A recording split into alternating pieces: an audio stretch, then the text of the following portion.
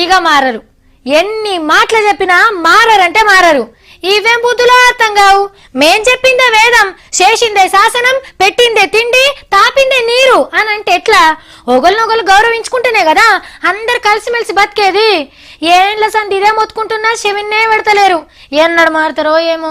అమ్మ వెట్టది అడక్క తిననియది అని అంటే ఇదే కావచ్చు. దేవుని గుళ్ళకు రానియరు, ఇంకో మతంలో కోతమంటే ఓనియరు. ఏందిది? తమిళనాడు రాష్ట్రంలో పంజంకల్లిమేడ్ అనే ఊర్లో భద్రకాళి గుడి ఉన్నది. పతేడు 5 రోజులు గుడి పండగ చేస్తారట. అయితే ఎన్నెల్లేంటి ఈ తాపకు దళితులను అక్కడికి రావద్దని కట్టడి చేసిండ్రట కొందరు. ఆఖరి నాడన్న అమ్మ దర్శన భాగ్యం కల్పియమంటే అది కూడా ఒప్పుకోలేదట. గుళ్ళకే రానియనప్పుడు ఈ మతంలో ఎందుకుండాలే అని వేరే మతంలకు మారే ఆలోచనలు ఉన్నారట దళితులు. దగ్గర 250 కుటుంబాలు ఉన్నాయట. మసీద్కి రమ్మని కొందరు, చర్చిలో ప్రార్థనలు చేసుకోమని కొందరు వచ్చి అడుగుతుండ్రట.